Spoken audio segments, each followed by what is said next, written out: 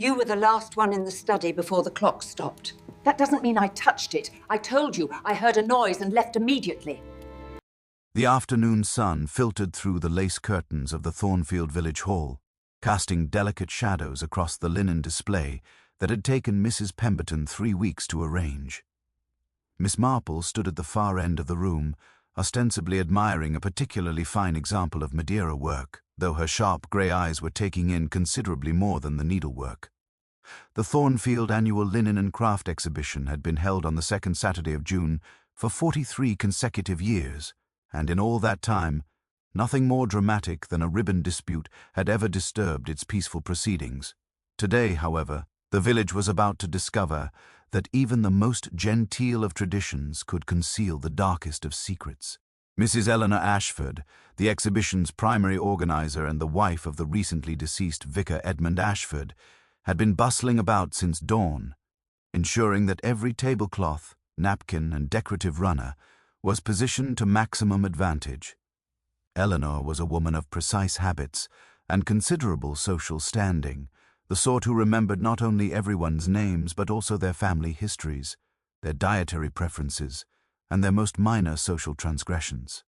At precisely 2 o'clock, she had declared the exhibition officially open, and by 3 o'clock, the village hall had filled with the usual assortment of visitors, elderly ladies examining handwork they had no intention of purchasing, younger mothers searching for bargains, and several gentlemen who had been gently coerced into attendance by their wives. Miss Marple had arrived at 2:30, as she always did, bearing her customary gift of homemade jam and her genuine interest in the community's domestic achievements. At 82 years old, she had become something of a fixture at village events, a quiet observer who asked gentle questions and remembered everything. Her pale blue cardigan and sensible shoes marked her as precisely what she appeared to be, a retired spinster of modest means and conventional habits, the sort of woman who posed no threat to anyone and whose opinions on local matters were generally considered harmless observations from someone safely removed from the village's real concerns. It was approximately 3:30 when Mrs. Pemberton, who had won second prize for her linen work 2 years running, noticed that the blue silk display cloth had gone missing from beneath the Ashford family's table, not the tablecloth itself, but the underlayment, the fine protective cloth that Eleanor always used to prevent any dust from settling on the pieces she had chosen to feature. The disappearance would have remained a minor mystery if it had not been for what they discovered when Eleanor, growing increasingly agitated, decided to check her special collection in the back storage room. Behind the metal shelving unit, wedged partially beneath a cardboard box containing old exhibition records, lay not the blue silk cloth, but something considerably more disturbing. The body of Christopher Ashford, the vicar's younger brother, with a vintage letter opener, one of Eleanor's own, Miss Marple noted, driven firmly between his shoulder blades. The scream that followed Eleanor's discovery seemed to freeze time itself. Within minutes, the peaceful exhibition had transformed into something resembling chaos, though of the particularly English variety wherein chaos presented itself as controlled agitation and carefully modulated expressions of shock. The village constable, a capable if not particularly imaginative man named Reeves, had arrived within 10 minutes, his presence somehow making the situation more real and more terrifying all at once. By 4 o'clock, the hall had been cordoned off with a rather inadequate length of rope, and everyone had been asked to remain in the front room pending the arrival of the county inspector. Miss Marple had remained exactly where she had been standing when the discovery was made, having moved only far enough to be out of the way of immediate necessity. This positioning had the dual advantage of placing her in a location where she could observe the faces of those around her and of rendering her sufficiently peripheral that no one thought to usher her away. She watched with the intensity of someone absorbed in examining a particularly complex piece of needlework as the initial shock transformed through its various stages, the denial, the fascination, the carefully constructed concern mixed with barely concealed curiosity. Christopher Ashford had been a man of 43 years, unmarried, and employed as a solicitor in a practice 2 villages away. He had been due to stay at his brother's vicarage for the weekend, though he had not, as far as anyone could determine, actually arrived at the house. His car was not parked at the vicarage. No one had seen him in the village since his last visit, nearly 3 weeks prior.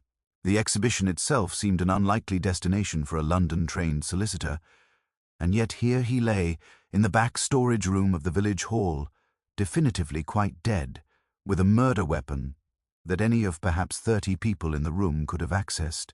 It was young Harriet Mills, barely more than a girl despite her 26 years, who first voiced the thought that had begun to crystallize in several minds. "But how did he get here?" she asked, her voice small and confused. "I mean, without anyone seeing him? And why would he be hiding in the storage room?" The question hung in the air, like a particularly difficult algebraic equation for which no one possessed the necessary knowledge to solve. Eleanor Ashford, standing near the window, with her hand pressed to her throat, looked as though she might provide an answer, but instead she simply shook her head and turned away.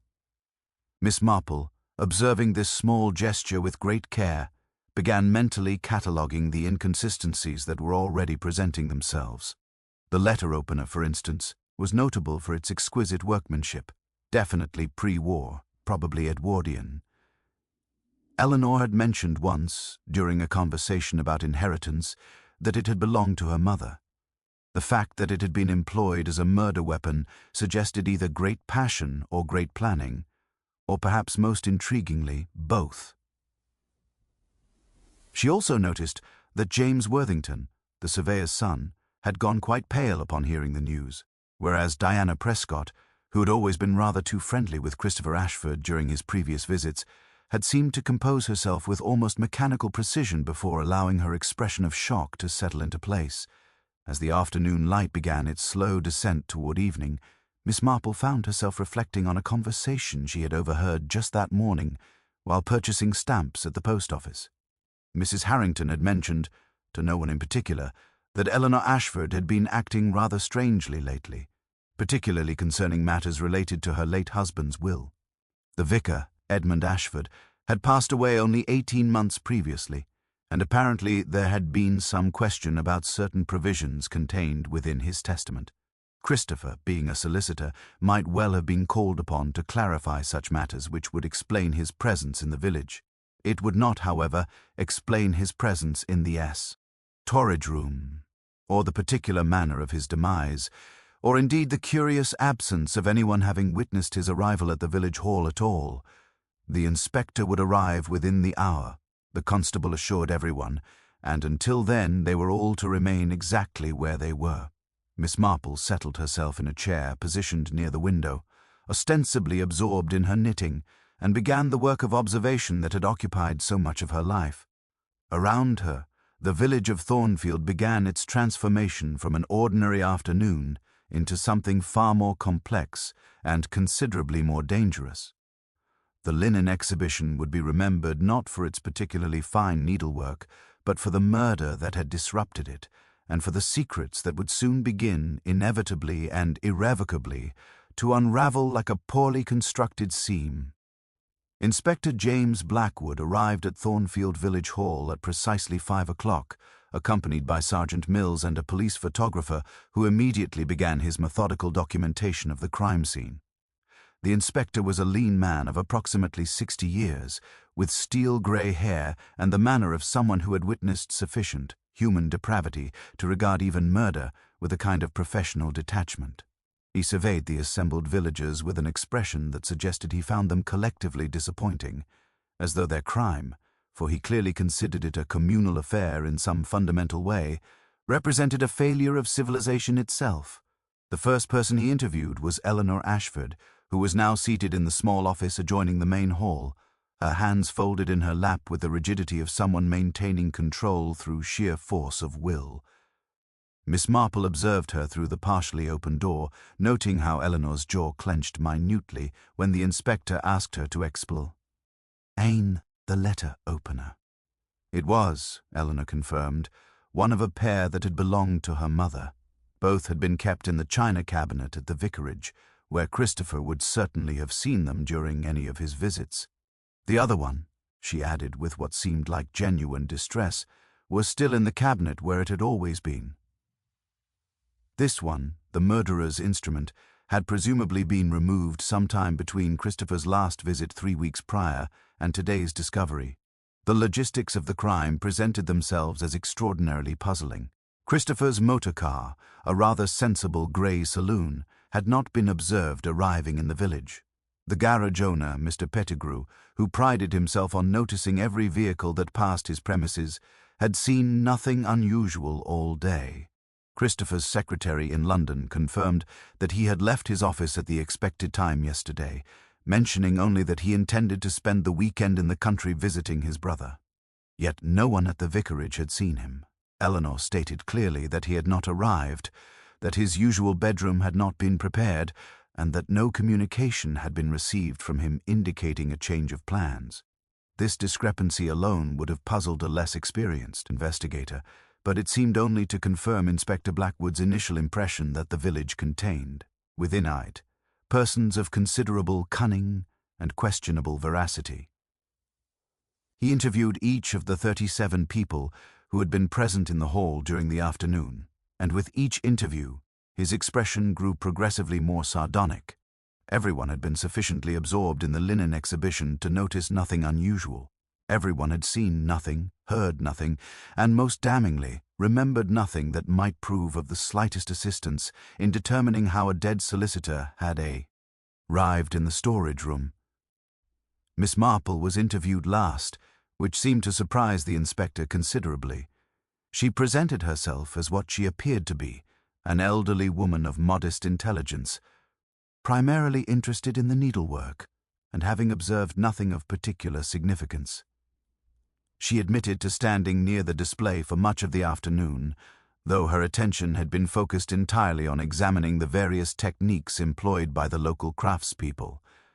When the inspector asked if she had noticed anyone behaving unusually, she reflected for a moment with the appearance of genuine consideration before responding that she had observed nothing that struck her as remarkable, though she did mention, almost as an afterthought, that she had seen the Worthington boy speaking rather urgently with Miss Prescott, behind the curtain changing area, at approximately 3 o'clock.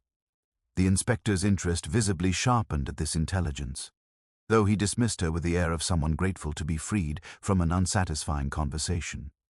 Miss Marple, having provided her small offering to the investigation, returned to her seat and her knitting, watching as Constable Reeves was dispatched to locate James Worthington and Diana Prescott for more intensive questioning.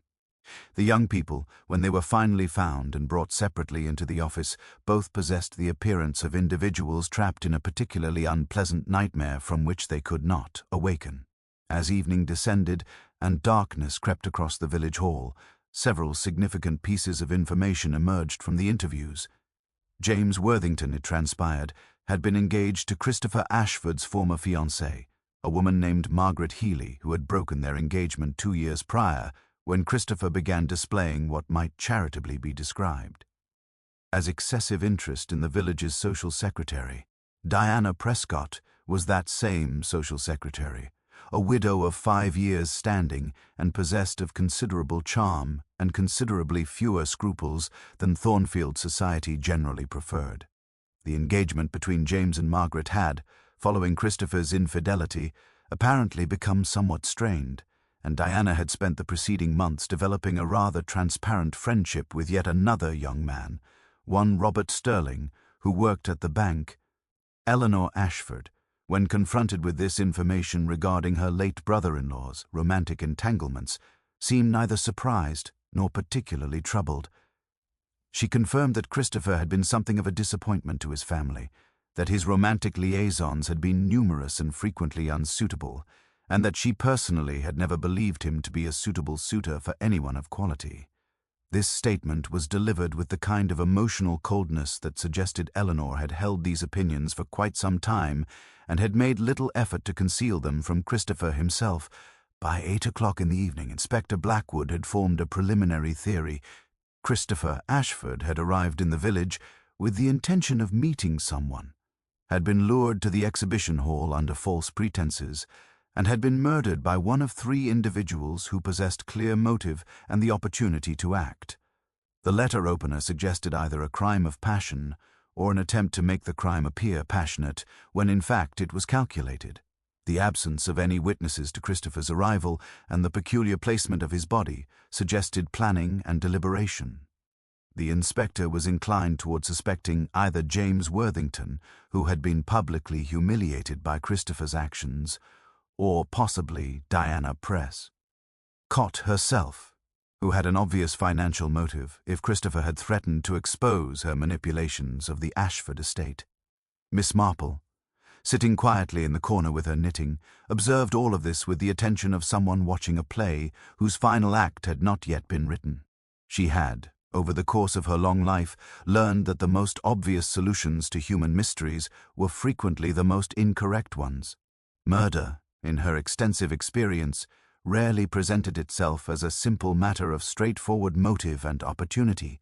Instead, it generally emerged as something far more intricate, a tangle of competing interests and misunderstandings, wherein the guilty party was often the person no one had thought to examine too closely. She knitted steadily, her needles clicking softly in rhythm with the evening sounds of the village, and she waited patiently for the moment when the true pattern of the crime would become visible to her. That moment had not yet arrived, but she had complete confidence that it would, as it always did, eventually reveal itself. The morning light brought with it the peculiar quality of revelation that only English autumnal dawns could manage, illuminating the village of Thornfield with the clarity of judgment itself. Miss Marple had spent a largely sleepless night in her cottage, not from distress at the murder. She had witnessed sufficient human wickedness over her lifetime to view such things with a kind of philosophical resignation, but from the sheer intellectual puzzle of it all. Something about the crime refused to align with the patterns she had come to recognize through decades of observation. The pieces, as they had been presented by the police investigation, simply did not fit together with the satisfying coherence that truth always eventually demonstrated. She had been invited, along with several other village matrons, to take tea with Eleanor Ashford at the vicarage. The invitation was perhaps not entirely voluntary. Inspector Blackwood had requested that the police be kept apprised of any conversations or observations that might prove relevant, but Eleanor had phrased it as a social occasion, and Miss Marple had accepted with her customary grace. At 11 o'clock precisely, she climbed the gravel drive to the vicarage, noting as she did so several details that seemed to have escaped the inspector's notice entirely. The garden, once the vicar's pride and the subject of considerable village commentary, had fallen into a state of considerable neglect. The roses were untended, the hedges ragged, and the small ornamental garden that the late Vicar Edmund had cultivated with such dedication was now given over almost entirely to weeds. Eleanor received her in the drawing-room, a space that Miss Marple had visited countless times over the years, but which now seemed subtly altered, as though the events of the previous day had fundamentally changed its character. Eleanor was pale but composed, dressed impeccably in mourning grey, though whether this was for her late husband or for her murdered brother-in-law remained somewhat ambiguous. She had also invited Mrs. Pemberton, the twice runner-up for the linen prize, and Harriet Mills, the young woman who had first articulated the puzzle of Christopher's mysterious arrival.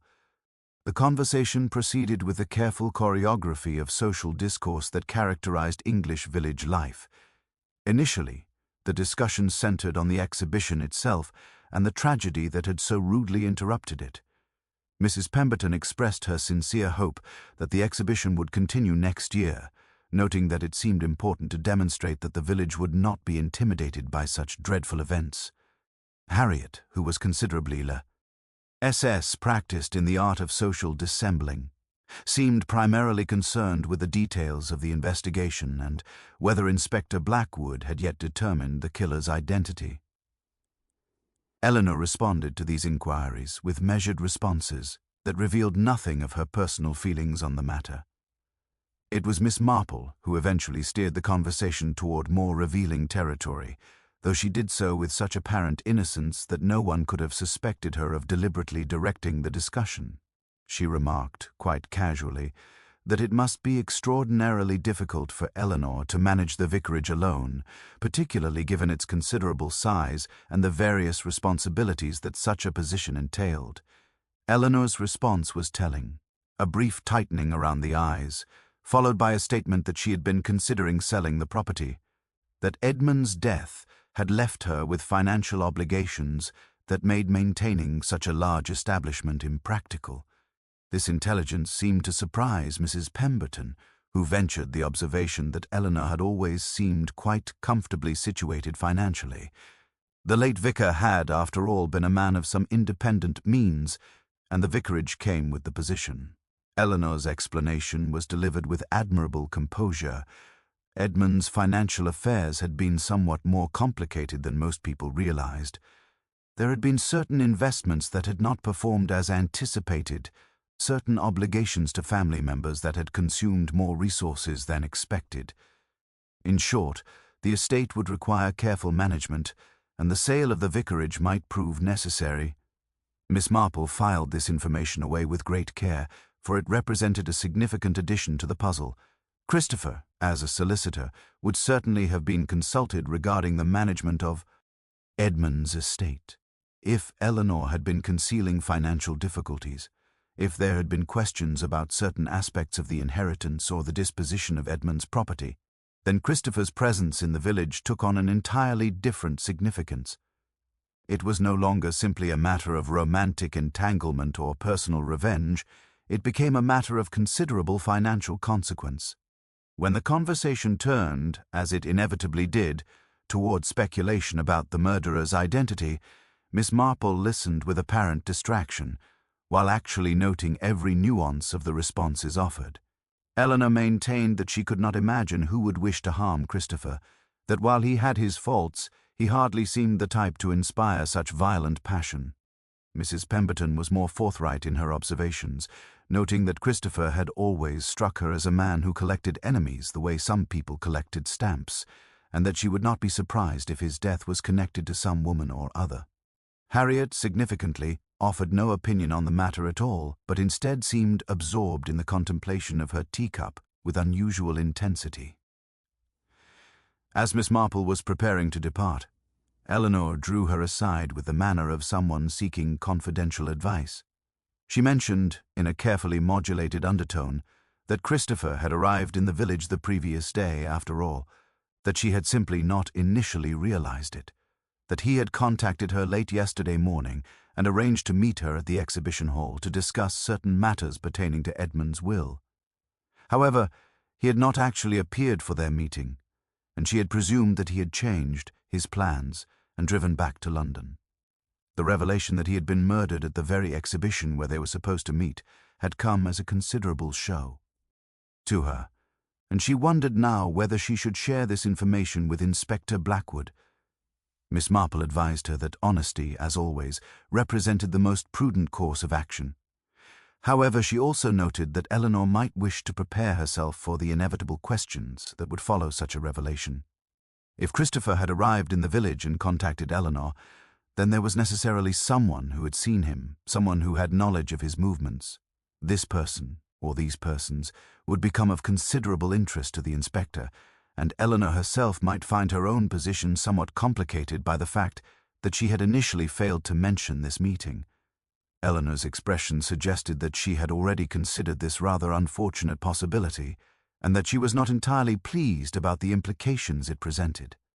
As Miss Marple walked back to her cottage that afternoon, she found herself contemplating the extraordinary lengths to which people would go in order to protect their secrets. Eleanor had lied to the police. Whether through genuine confusion or deliberate deception remained to be determined. Christopher had arrived in the village under circumstances that suggested either caution or concealment. Someone had positioned his body in the storage room with deliberate care and had chosen a murder weapon with a kind of symbolic precision. The patterns were beginning to emerge from the confusion, like a complicated piece of needlework gradually revealing its design. But the central figure of that design, the one crucial person whose actions would explain everything else, remained as yet obscured.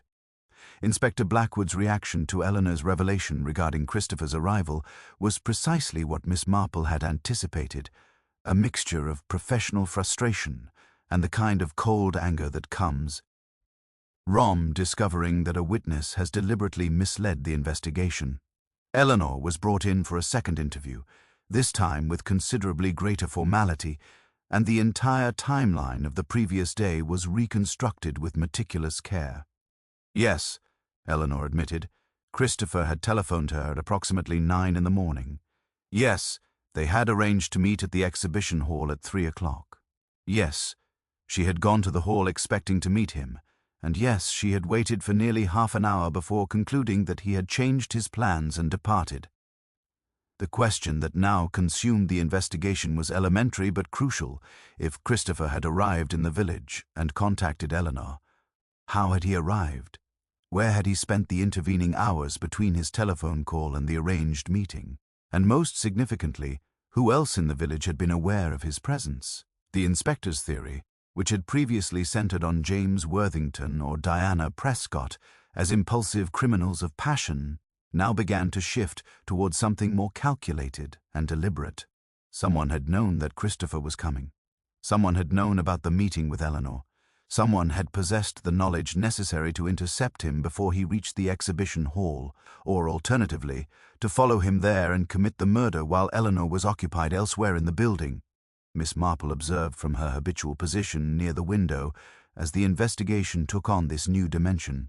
She had already determined, through careful questioning of various villagers, that no taxi from the nearby town had picked up or delivered a passenger to Thornfield the previous day. Christopher's motor car had not been observed by Mr. Pettigrew, which meant that either Christopher had parked it at a considerable distance from the village proper, or he had Ari. Ved by means of alternative transportation. The most logical explanation was that he had come by train, a possibility that was confirmed when a station attendant in the neighboring market town remembered seeing a man matching Christopher's description purchasing a ticket to Thornfield on the morning in question. But if Christopher had arrived by train, he would have been obliged to walk from the station, a distance of approximately 2 miles, or to secure a lift from someone in the village. Neither of these possibilities seemed to have been adequately explored by the police investigation, which had remained focused on the more dramatic aspects of the crime itself rather than on the apparently mundane logistics of how the victim had actually managed to position himself at the scene of his own murder. This oversight, Miss Marple reflected, was characteristic of how official investigations often missed the most essential truths, being distracted by the spectacular while overlooking the ordinary. It was young Harriet Mills who, under the most gentle of questioning, eventually revealed that she had seen a man resembling Christopher walking along the lane that led toward the village the previous afternoon at approximately 2 o'clock. He had been carrying a small overnight bag and had seemed, in Harriet's careful description, somewhat anxious or distracted. She had not thought to mention this to the police because she had not been certain of his identity, and also because she had not realized at that time that he was connected to the murder. This revelation sent Inspector Blackwood immediately to interview everyone who might have seen Christopher during this mysterious walk through the village. What emerged from these interviews was a curious pattern of limited visibility. Christopher had apparently entered the village from the station direction at approximately 00:30, nay, in the afternoon, had been observed by Harriet at 2 o'clock walking toward the center of the village, and had thereafter seemingly vanished. He did not go to the vicarage. Eleanor was adamant on this point. He did not go to the exhibition hall that had been the arranged meeting point at 3 o'clock. No one had seen him enter any of the public houses or shops. It was as though he had simply ceased to exist for the hour that elapsed between his sighting by Harriet and his arrival at the exhibition hall, where he had apparently been waiting in or near the storage room when Eleanor was supposed to meet him. Miss Marple began to construct in her mind a map of the village that showed not only the physical locations of its buildings, but also the relationships between the people who inhabited them. Christopher had arrived by train, presumably intending to meet Eleanor to discuss matters related to his brother's will. He had been seen by Harriet walking toward the village center. He had then disappeared for approximately an hour before being encountered in the storage room in a decidedly terminal condition. The question was not simply who had killed him, but rather who had been in a position to encounter him during that missing hour, and to convince him to go to the storage room rather than to his arranged meeting with Eleanor. It was during a conversation at the post office, conducted with such apparent casualness that the postmistress would later insist she had barely noticed Miss Marple's presence, that a crucial detail emerged.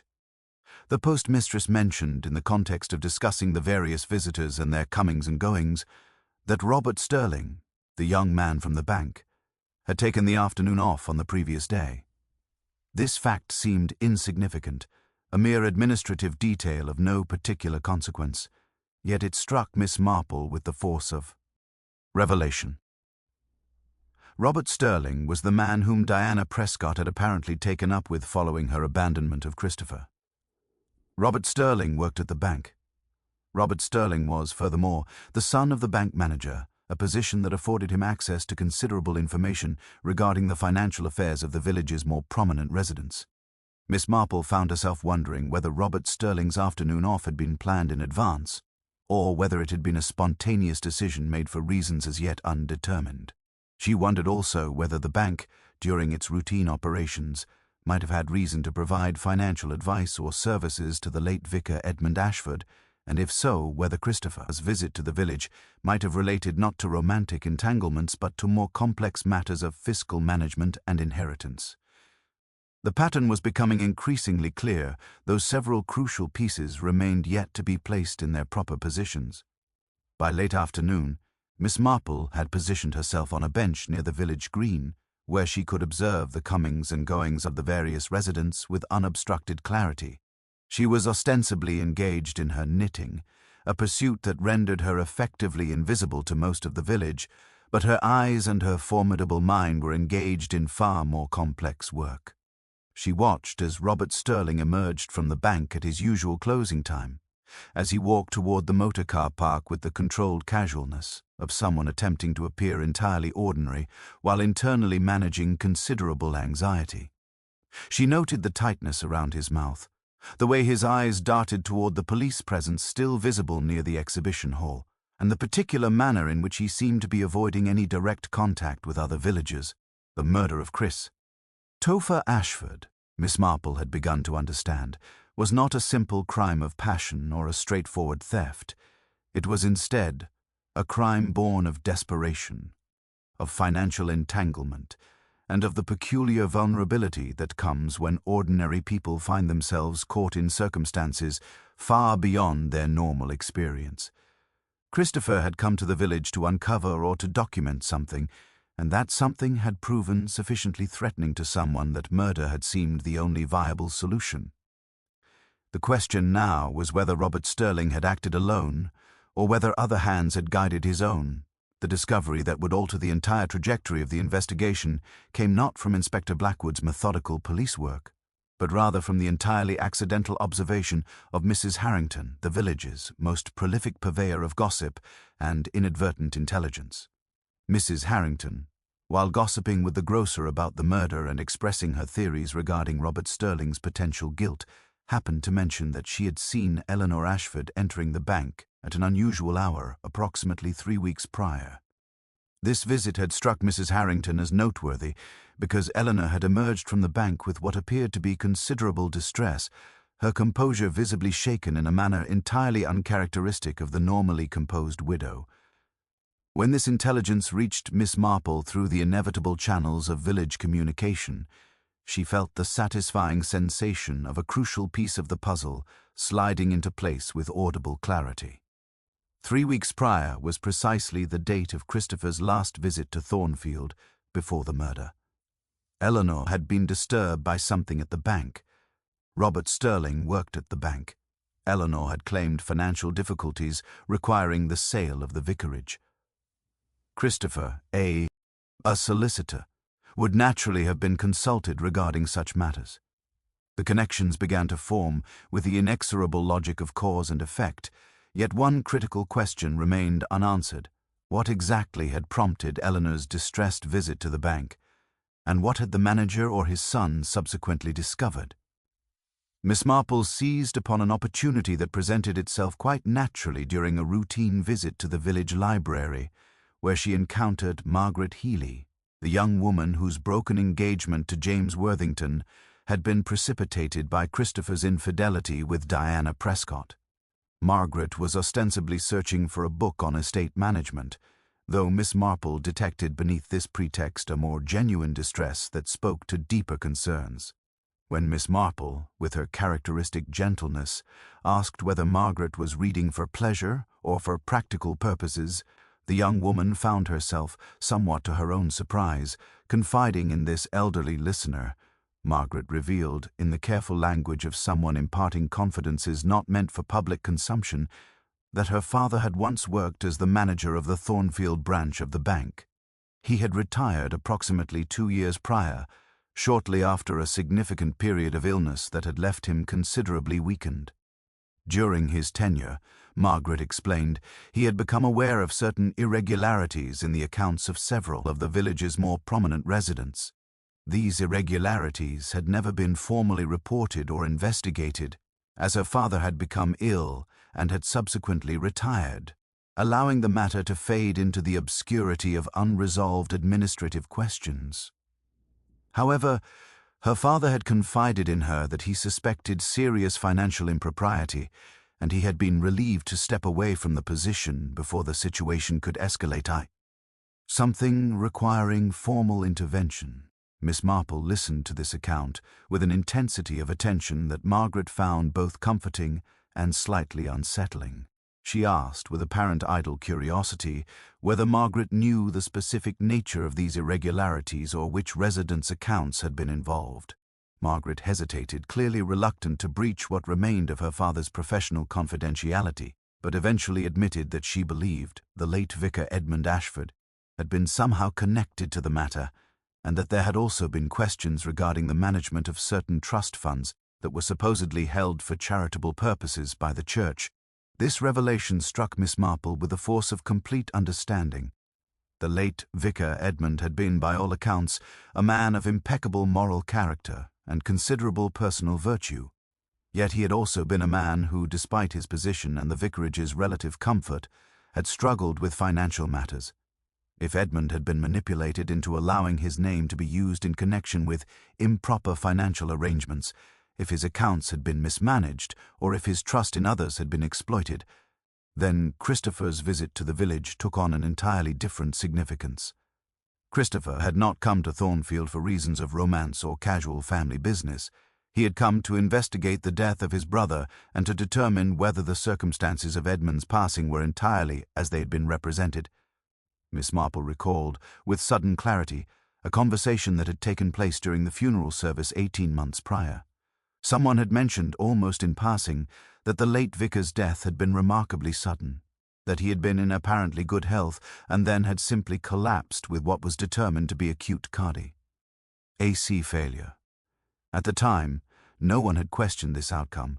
Vicars were, after all, subject to the same mortal vulnerabilities as any other men, and sudden death was neither unusual nor particularly remarkable. But if Edmund had died at a moment when he was becoming aware of financial improprieties, if someone had reason to fear that his investigation into those irregularities might expose them, then the question transformed from simple speculation into something considerably more sinister. The implications, Miss Marple understood, were profound and deeply disturbing. If Eleanor had discovered, 18 months after Edmund's death, that his estate contained evidence of financial mismanagement or impropriety, she would naturally have contacted Christopher for legal advice. If she had gone to the bank seeking clarification on certain matters, and if she had discovered that the current manager's son was somehow involved in maintaining whatever scheme had been established, then Eleanor herself might have become a threat to parties who had significant interest in keeping those arrangements hidden. Yet Eleanor remained alive, and Christopher was dead. The pattern suggested not a simple matter of concealment, but rather a more complex arrangement wherein certain persons had determined that Christopher's investigation needed to be terminated before it could be completed. Inspector Blackwood, armed with this new framework of understanding, immediately requested access to the bank's records for the period preceding the late Vicar Edmund's death. The bank manager, placed in the awkward position of having to either comply with official request or appear to be obstructing a murder investigation, reluctantly produced the relevant documents. What emerged was a pattern of sophisticated financial manipulation that had involved the diversion of church charitable funds through a series of seemingly legitimate transactions into various accounts that ultimately benefited no one but the scheme's architect.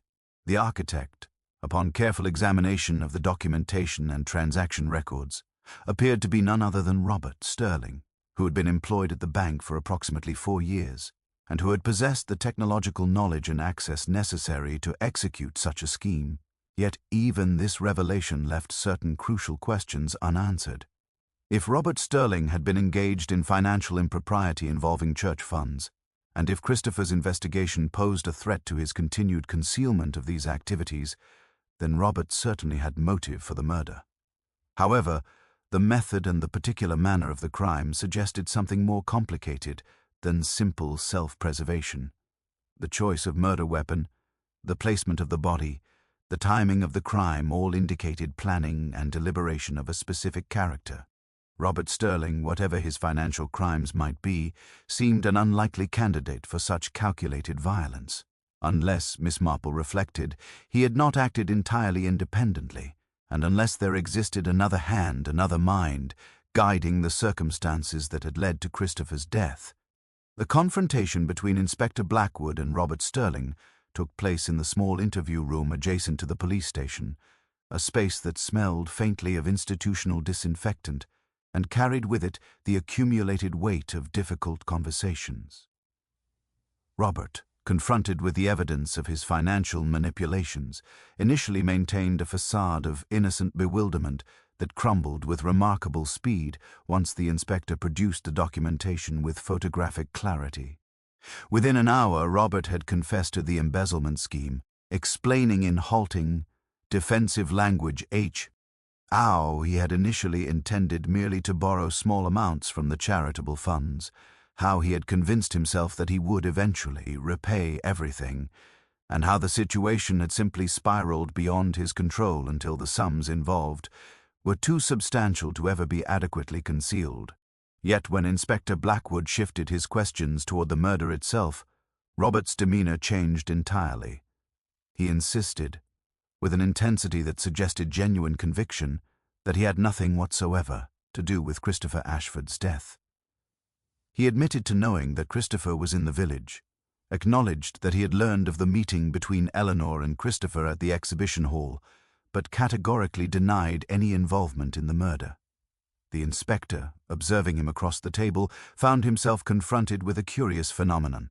A man who was clearly terrified and clearly guilty of significant financial crimes was equally clearly telling the truth about the murder. Someone else had killed Christopher Ashford, and Robert Sterling knew precisely who that someone was, though he seemed paralyzed by fear to name them directly.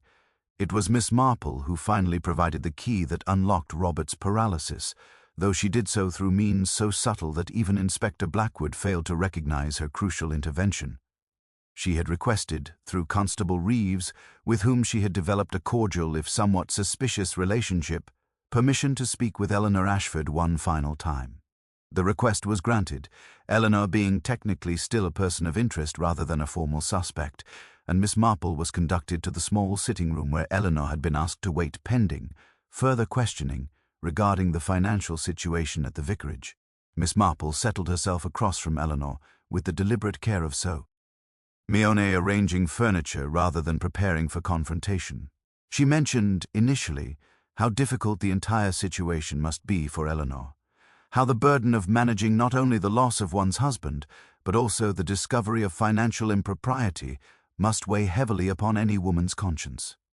Eleanor responded to these sympathetic observations with the kind of polite acknowledgement that suggested she was entirely uninterested in emotional discourse, yet Miss Marple persisted with the gentle insistence that characterized all her conversations.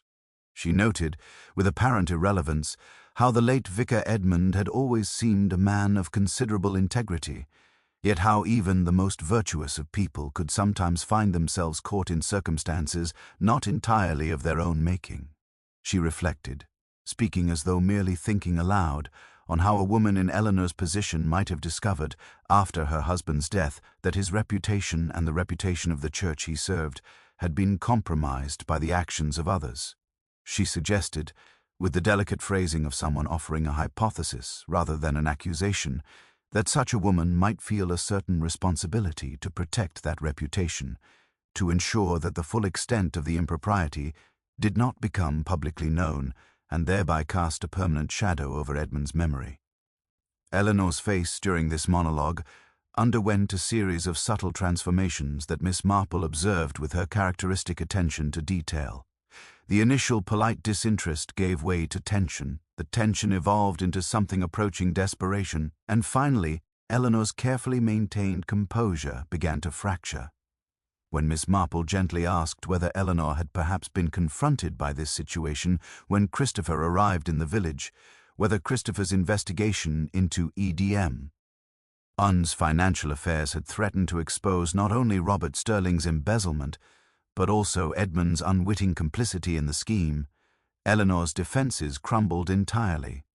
Eleanor had indeed, upon discovering the financial irregularities in Edmund's accounts after his death, contacted Christopher for both legal advice and family guidance. She had hoped that perhaps the matter could be resolved quietly, that the stolen funds could be repaid discreetly, and that Edmund's name could be protected from the scandal that disclosure would inevitably bring. Christopher, however, possessed a lawyer's commitment to legality and propriety. He had insisted on conducting a thorough investigation, on determining the full extent of the impropriety, and on ensuring that appropriate action was taken to prevent future mismanagement. He had been, in Eleanor's bitter assessment, utterly inflexible in his commitment to doing what he termed the right thing, regardless of the personal cost to Edmund's memory or to Eleanor's own welfare. Eleanor had made an appointment to meet Christopher at the exhibition hall, intending to make one final appeal to his sense of family loyalty and his understanding of how public scandal could destroy the reputation of a dead man and devastate the surviving members of his family. She had hoped that in person, face to face, she might convince Christopher to allow the matter to be handled quietly and discreetly. What she had not anticipated was that Robert Sterling would learn of this meeting, would recognize the threat it posed to his continued concealment, and would decide that direct action was necessary. Robert had intercepted Christopher on his walk from the station to the exhibition hall. Robert, in a moment of desperate improvisation, had suggested that they should discuss the matter away from public view, had led Christopher to the storage room of the exhibition hall, where the letter opener, borrowed from Eleanor's own collection during an earlier social visit, had been placed by Robert in anticipation of precisely this type of contingency. Robert had explained to Christopher that if the embezzlement was exposed, it would destroy not only Robert's own life, but also his father's reputation and standing in the community. He had attempted, through a combination of manipulation and threat, to convince Christopher to abandon his investigation. Yet Eleanor's account of what had transpired next was delivered with the kind of resignation that suggested she had examined her conscience at great length and found it wanting. Christopher had refused Robert's pleas with the same inflexible commitment to propriety he had demonstrated with Eleanor. A struggle had ensued, brief and violent, and Robert had acted with the desperation of a man watching his entire life collapse. The letter opener had been employed, and within moments, Christopher had been lying dead in the storage room, his investigation terminated permanently and completely. Eleanor had discovered this immediately upon entering the storage room herself, had witnessed the body and understood with absolute clarity what had transpired. Yet she had hesitated to report it, torn between her legal obligation and her awareness that reporting the crime would necessarily expose the financial irregularities that had precipitated it. In that moment of hesitation, Eleanor had made what would ultimately prove to be a fatal error in judgment.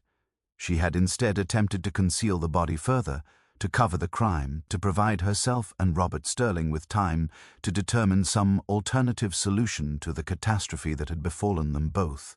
When Miss Marple finished her gentle reconstruction of events, Eleanor did not deny any aspect of the narrative. Instead, she sat, in complete silence, her hands folded in her lap, exactly as they had been during her initial interview, her face betraying neither emotion nor resistance. She confirmed quietly, without elaboration or excuse, that everything Miss Marple had suggested was entirely accurate. She had discovered Christopher's body. She had attempted to conceal it. She had hoped, in her desperation, that somehow the crime would remain unsolved, or that if it was solved, Robert Sterling's involvement would remain hidden and her own complicity would go undetected.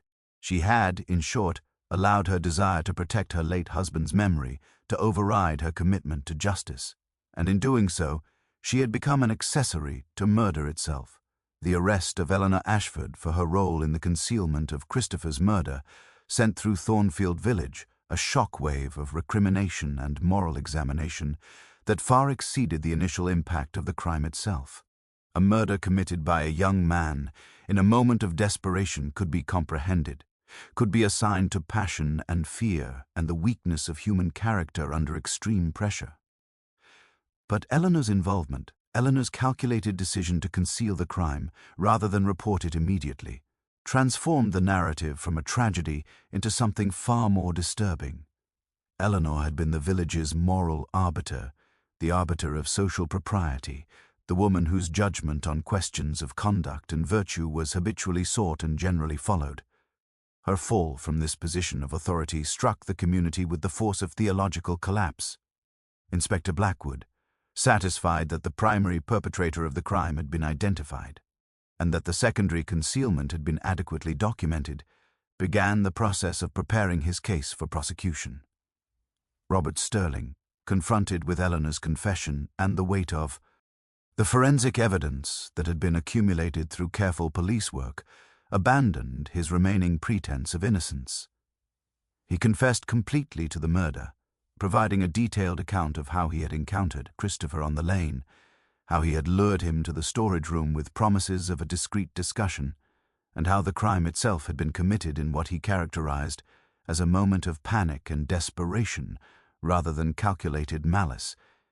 Yet even as the mechanics of the crime became clear and the perpetrators were taken into custody, Miss Marple found herself contemplating aspects of the case that remained unsatisfyingly incomplete.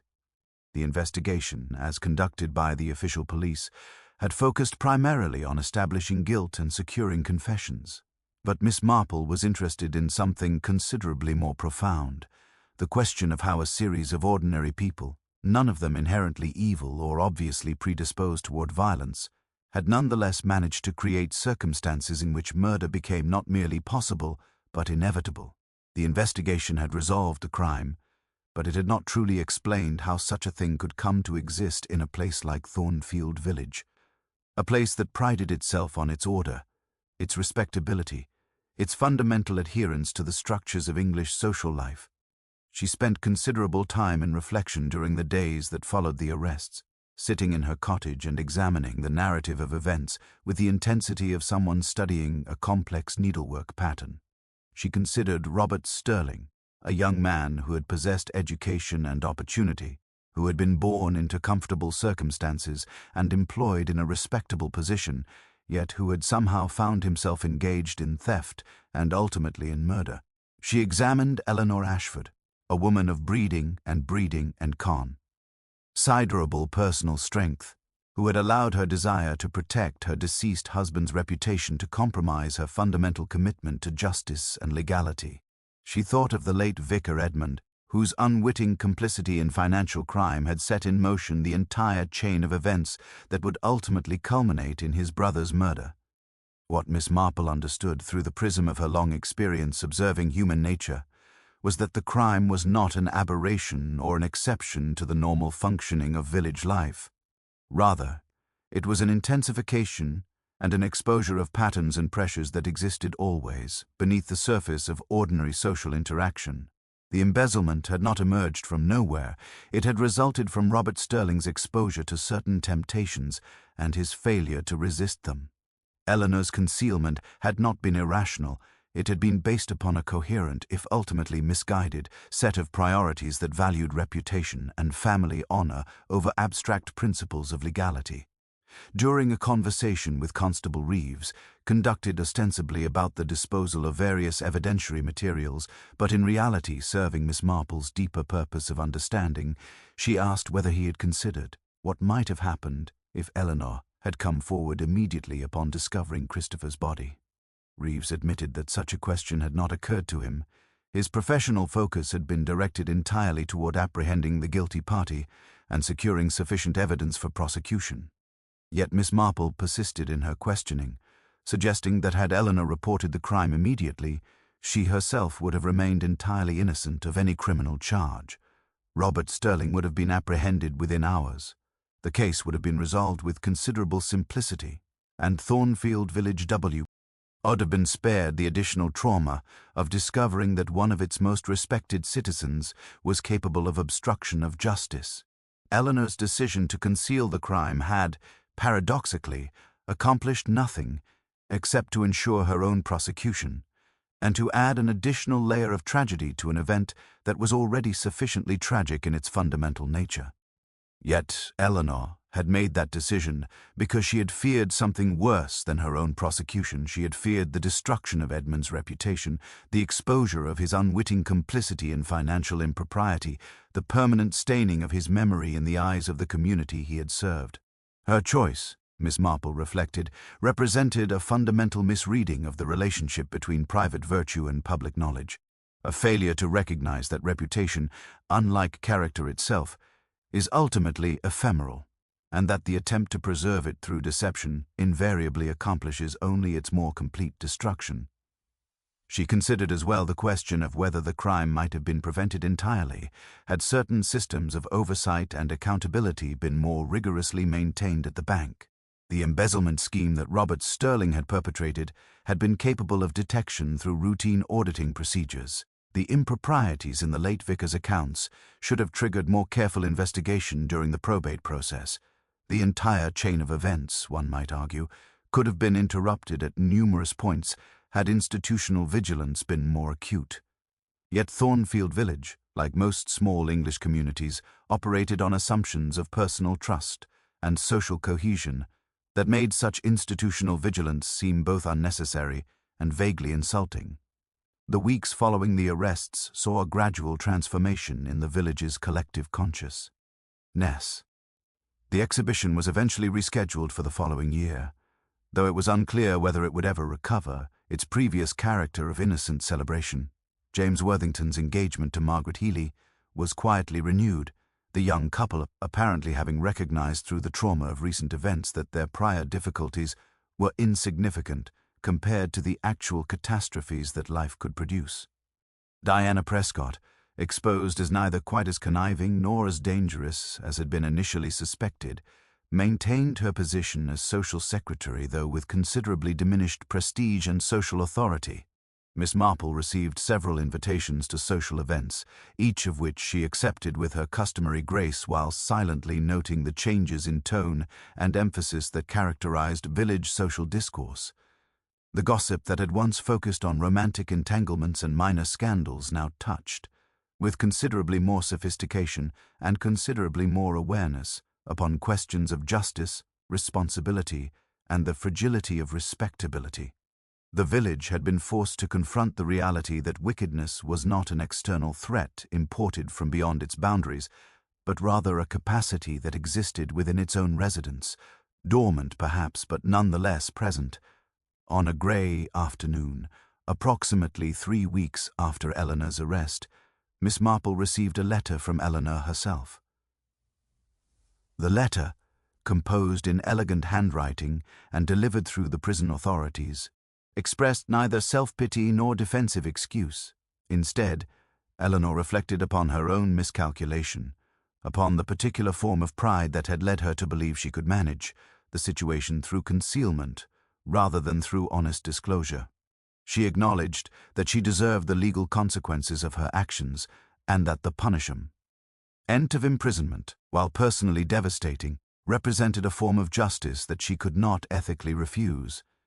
The letter concluded with a request that Miss Marple forgive her for the deception she had maintained during their various conversations, and with an expression of gratitude for the gentle manner in which Miss Marple had ultimately exposed the truth.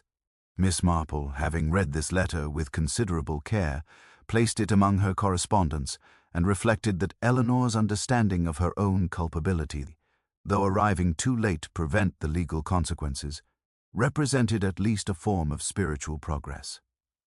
The crime had destroyed lives and reputations, had brought suffering to innocent persons, had exposed the fragility of social order. Yet it had also, paradoxically, forced upon the community a more honest and more mature assessment of human nature and human capability. Whether this represented an adequate compensation for the tragedy itself remained, in Miss Marple's assessment, an open question. The trial of Robert Sterling took place in the county courthouse approximately 8 weeks after his arrest, a formal proceeding conducted with all the ceremonial gravity that the English legal system could muster. The courtroom itself was a study in imposing architecture designed to inspire respect for the law and appropriate humility before its processes.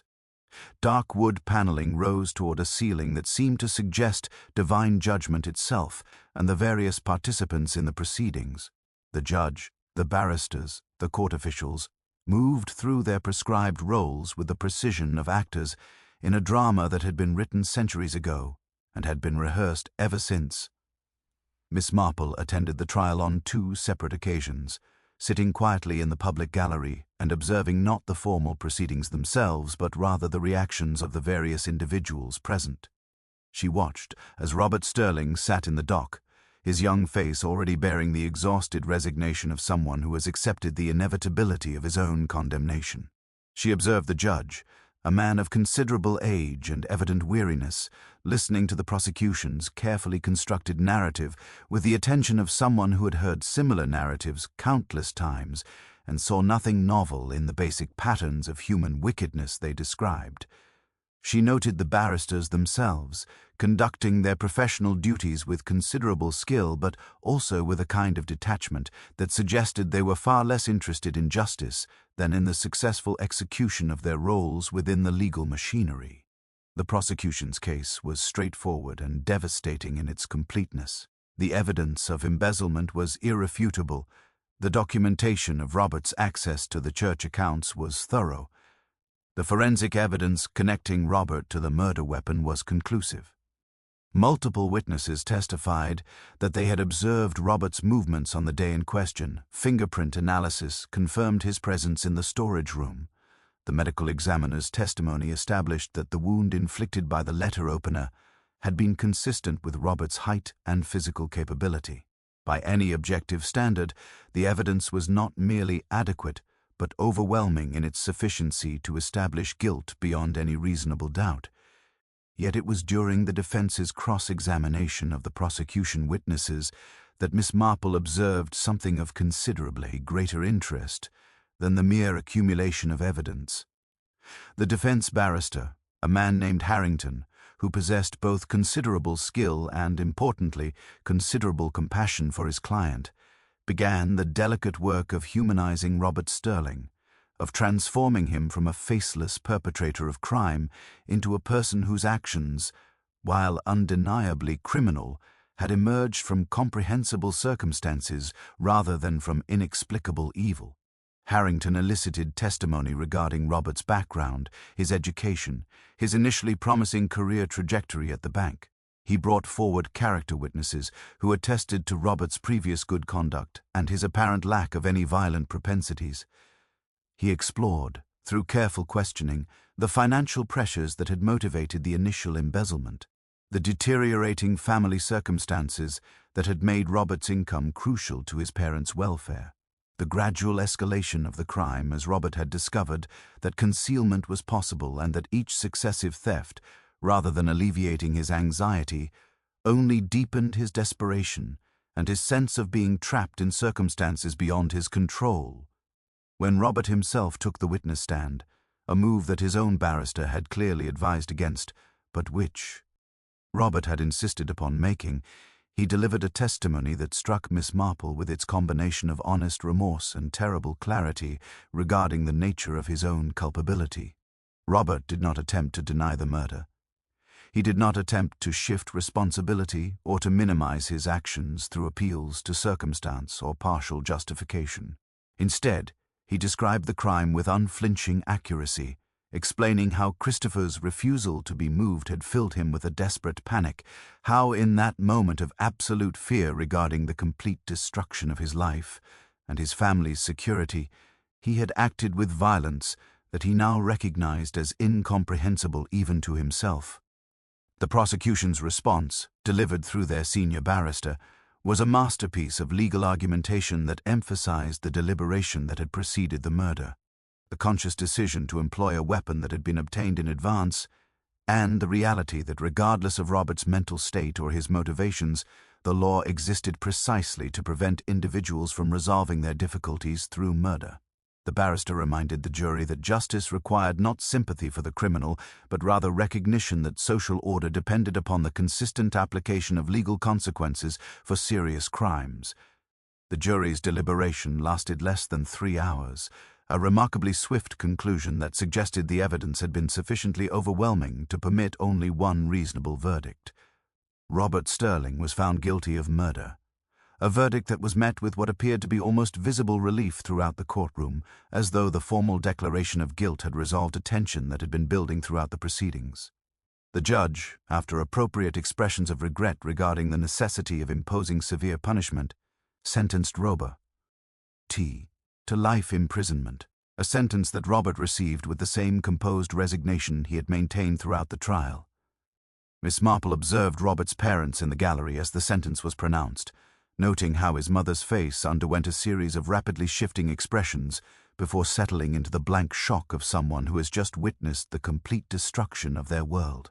She saw how Robert's father placed a protective hand on his wife's shoulder, not because such a gesture could accomplish anything meaningful, but simply because it was the only gesture available to him in response to catastrophe. What struck Miss Marple most forcefully about the trial was the recognition that it had accomplished precisely what trials are intended to accomplish. It had established guilt, imposed legal punishment, and thereby satisfied society's demand for justice. Yet the trial had simultaneously failed to accomplish something far more profound. It had failed to prevent the crime, failed to address the circumstances that had made the crime possible, and failed to provide any meaningful resolution to the actual tragedy that had occurred. The trial had been successful within its own limited parameters, but those parameters proved vastly insufficient when measured against the actual scope of human suffering that the crime had generated. As Miss Marple left the courthouse on the afternoon of the sentencing, she found herself contemplating the nature of justice itself, a concept that had occupied her thinking throughout her long life, but which seemed to become progressively more elusive the more carefully she examined it. Justice, in the legal sense, meant the identification of guilt and the imposition of proportionate punishment. Yet justice in a larger, more moral sense seemed to require something considerably more complex, the prevention of crime through the elimination of the circumstances that motivated it, the redemption of those who committed crimes through processes that might transform rather than merely confine them, and the genuine restoration of peace and order to communities that had been disrupted by violence. Thornfield Village had achieved legal justice. Robert Sterling would spend the remainder of his life imprisoned for his crime. Yet the village remained fundamentally damaged by what had occurred, and Eleanor Ashford, sentenced to a considerably shorter term of imprisonment for her role in concealing the crime, would be released into a community that could never truly forgive what she had done, regardless of her legal punishment or her apparent remorse. The crime had exposed the fragility of order, the capacity for wickedness that existed within ostensibly respectable people, and the reality that no system of law, no matter how carefully constructed, could ultimately prevent human beings from making catastrophic choices when placed under sufficient pressure. Miss Marple returned to her cottage as evening descended upon the village, and she settled herself with her knitting, reflecting upon what she had observed and experienced during the preceding weeks. The trial had provided answers to many questions, had established with legal certainty the identity of the murderer and the nature of his crime. Yet the most important questions remained unanswered, and Miss Marple suspected that they would remain so, as they always did. The questions of why human beings acted as they did, what fundamental purposes were served by the terrible choices that people made, and whether any system of justice could truly address the root causes of human suffering. These questions seemed to recede perpetually beyond the reach of any conclusive answer, no matter how carefully one examined them. The period following Robert Sterling G's conviction and sentencing witnessed a gradual return to the rhythms of ordinary village life, though the quality of that ordinariness had been fundamentally altered by the events that had transpired. The exhibition hall was reopened and thoroughly cleaned, as though physical purification could somehow erase the moral contamination that had occurred within its walls. The annual linen exhibition was tentatively rescheduled for the following June, though several of the village's most prominent needlework enthusiasts indicated that they would be withdrawing their entries, unwilling to associate their work with a venue that had become inextricably linked with murder and concealment. Miss Marple found herself increasingly drawn into conversations with various villagers who seemed to be engaged in a collective process of moral reassessment.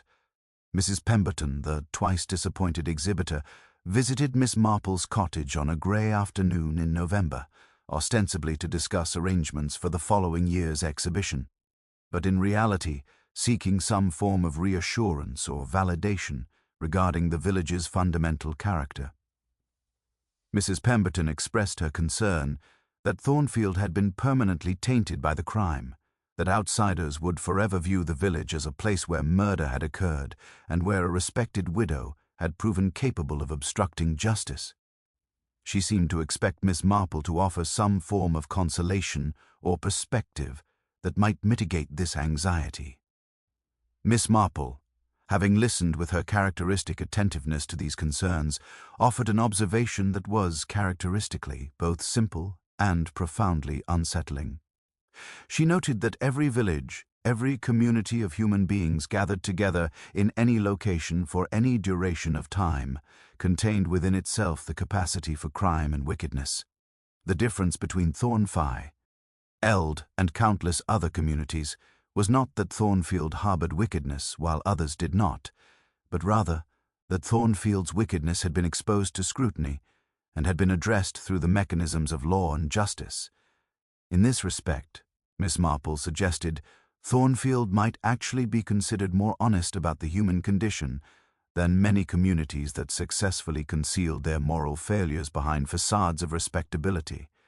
This observation did not appear to provide Mrs. Pemberton with the comfort she had sought, but it seemed to offer her a framework within which to think about the situation that was somewhat less despairing than her previous understanding. She departed Miss Marple's cottage with apparent resolution to proceed with arrangements for the next exhibition, suggesting that perhaps the village could reclaim the event as a symbol of normalcy reasserting itself after disruption. It was during this period that Miss Marple received a visitor of considerably greater significance than Mrs. Pemberton. Inspector Blackwood, having concluded his official investigation and having delivered his final report to the appropriate authorities, appeared at Miss Marple's cottage on a cold afternoon in early December.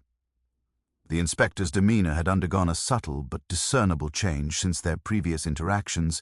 He seemed less skeptical of Miss Marple's observations and considerably more interested in understanding the precise nature of her investigative methodology.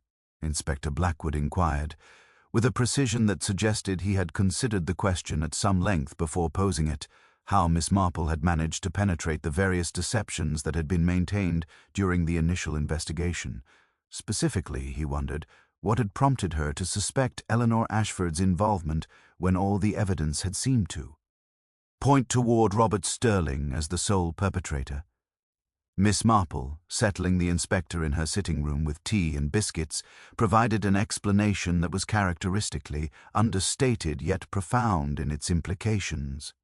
She had observed, Miss Marple explained, that Eleanor's initial account of Christopher's movements had contained certain inconsistencies that suggested not simple confusion but rather deliberate misrepresentation. More significantly, she had noted Eleanor's emotional responses during various conversations, the particular quality of her denial that suggested not innocence but rather an attempt to conceal knowledge. Additionally, Miss Marple had reflected upon the nature of the crime itself, the choice of murder weapon, the placement of the body, the particular care with which certain aspects of the crime had been managed, all suggested not the spontaneous violence of a young man in panic, but rather the more calculated concealment of someone with greater knowledge of the village and its institutions. Eleanor, Miss Marple suggested, had possessed information that Robert Sterling could not have possessed. Eleanor knew precisely where the letter opener was kept, knew the exhibition hall's layout intimately, and would have understood instinctively the implications of Christopher's investigation into Edmund's financial affairs. When Eleanor had discovered Christopher's body, she would have recognized immediately what had occurred and would have understood that concealment, though illegal, offered a pathway toward protecting Edmund's memory and limiting the damage to her own position. The murder itself might have been committed by Robert, but the concealment had required Eleanor's knowledge, Eleanor's complicity, and Eleanor's deliberate choice to prioritize other concerns above the legal obligation to report the crime. Inspector Blackwood listened. This explanation with evident interest, though he also expressed a certain frustration regarding the inadequacy of his own investigative procedures in uncovering Eleanor's involvement. He noted that had Miss Marple not initiated the line of questioning that had eventually led Eleanor to confess, the official investigation might well have concluded with Robert Sterling's conviction, while Eleanor's role remained hidden. Miss Marple responded to this observation by suggesting that the inspector's approach had been entirely appropriate within the constraints of professional police work, which required the accumulation of objective evidence and the careful avoidance of speculation regarding motive and psychology. She ventured the observation, however, that the official systems of justice, while necessary and generally effective in establishing guilt and imposing appropriate punishment, were limited in their capacity to perceive certain forms of human motivation and psychological complexity. The detective's work, she suggested, required not merely the collection of evidence, but also an understanding of human nature that could not be easily systematized or taught through formal training. It required instead a kind of empathetic observation combined with long experience in observing the patterns through which people revealed their true characters beneath the surface of their public presentations. Inspector Blackwood seemed to regard this suggestion with a mixture of professional skepticism and grudging acknowledgement. He expressed his appreciation for Miss Marple's contributions to the investigation, though he also seemed somewhat uncomfortable with the implications of her observations regarding the limitations of official investigative procedure. He departed after approximately an hour, leaving Miss Marple with the impression that he would likely reflect at considerable length upon their conversation, and that he might, in future investigations, be somewhat more attentive to psychological and observational evidence that fell outside the conventional parameters of police work. Following the inspector's departure, Miss Marple found herself contemplating the curious position in which she found herself within the village. She had been instrumental in exposing Eleanor Ashford's complicity in the concealment of murder, had thereby contributed to the prosecution and imprisonment of a woman who had been among the village's most respected residents. Yet she had accomplished this through methods that were entirely unofficial, through observation and inference rather than through any formal investigative authority. She possessed no badge, no legal standing, no institutional power to compel truthfulness or to demand cooperation. She had achieved her results through nothing more than careful attention to human behavior and a willingness to ask the questions that others had not thought to pose. This position struck Miss Marple as both profoundly satisfying and deeply troubling. Satisfying because it suggested that careful observation and genuine understanding of human nature could, in fact, penetrate deceptions that more formal systems of investigation might miss. Troubling because it suggested that the official systems of justice, for all their elaborate procedures and legal safeguards, remained fundamentally inadequate to the task of comprehending the actual complexity of human motivation and behavior.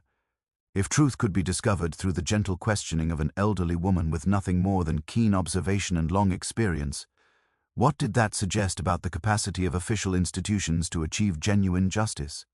Miss Marple knitted steadily through the long afternoon, her needles clicking with their familiar rhythm as she contemplated these questions.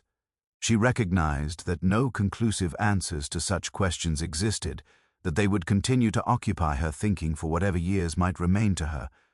Yet she also recognized that the work of observation itself, the patient attention to human character and behavior, remained valuable regardless of whether it ultimately contributed to any grand resolution or comprehensive understanding.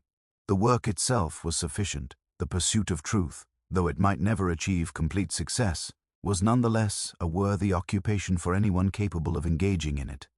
The Christmas season descended upon Thornfield Village with its customary abundance of seasonal decoration and carefully orchestrated festive observance, though the quality of celebration that year carried with it undertones of forced gaiety that Miss Marple found both poignant and instructive.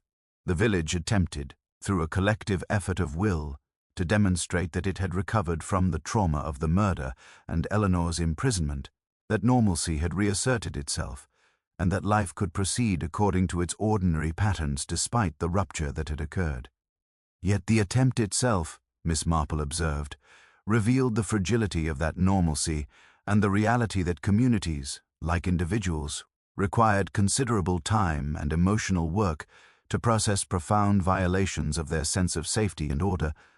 The vicarage, having been left vacant following Eleanor's arrest, was being prepared by the church authorities for occupation by a new vicar who was scheduled to arrive in January. The property had been offered for sale, but no buyer had yet materialized, as though potential purchasers had been deterred by some form of spiritual contamination that no amount of physical cleaning could eliminate. The church itself, which had been the center of Edmund Ashford's ministry, and which had subsequently been revealed to contain within its accounts the financial improprieties that had set the entire chain of tragic events in motion, struggled to restore its credibility and its moral authority within the village community.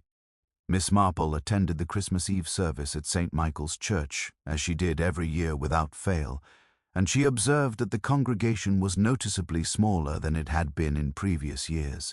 Those who did attend seemed to participate in the familiar rituals with a quality of mechanical precision that suggested their minds were engaged elsewhere, contemplating questions and concerns that the comfortable liturgy could not adequately address. The new temporary vicar, a man of considerable age who had been brought out of retirement to fill the pastoral gap, delivered a sermon on themes of forgiveness and redemption that struck Miss Marple as both admirably compassionate and somewhat inadequate to the moral complexities that the congregation was actually experiencing.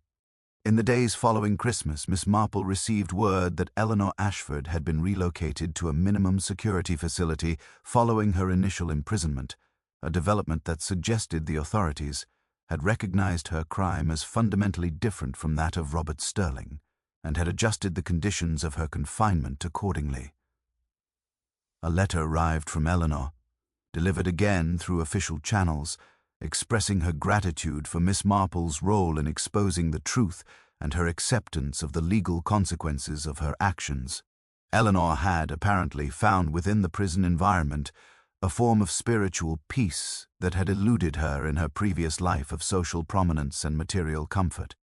She had begun teaching other inmates basic literacy skills and had become involved in various prison educational programs, finding in this work a form of purposeful activity that seemed to provide her with a sense of redemption, or at least of meaningful engagement with her own situation. Miss Marple found herself reflecting upon the curious paradox that Eleanor's imprisonment might represent a form of liberation, that the removal of the burden of maintaining social respectability and managing the various demands of village status might have allowed Eleanor to confront fundamental questions about the nature of her own character and her values. The woman who had prioritized the protection of her late husband's reputation above the obligation to report a murder had apparently discovered, through the process of legal punishment and social ostracism, a different set of priorities that emphasized genuine moral commitment over the maintenance of external appearances. It was during this period of reflection that Miss Marple made a decision that surprised everyone who knew her and that would ultimately alter the character of her remaining years. She offered her cottage, along with a substantial portion of her modest savings, to the church for the establishment of a small charitable organization dedicated to providing financial literacy education and assistance to village residents of limited means. The organization's explicit purpose was to prevent the sort of financial vulnerability that had created the circumstances enabling Robert Sterling's embezzlement and the subsequent tragedy that had followed. When questioned by Constable Reeves, who had become something of a regular visitor to her cottage, and who had developed considerable respect for Miss Marple's judgment about what had motivated this sudden philanthropic impulse, Miss Marple offered a characteristically simple explanation. She had come to recognize, through the events of the preceding months, that wickedness and crime did not emmer from void, but rather from the intersection of opportunity and desperation. If the village could act to eliminate some portion of that desperation, to educate residents about financial management, and to provide support systems that might prevent individuals from finding themselves in Robert Sterling's position, then perhaps future tragedies might be prevented. She was under no illusion, Miss Marple emphasized, that such preventive efforts could eliminate crime entirely, or that they would address the fundamental causes of human wickedness.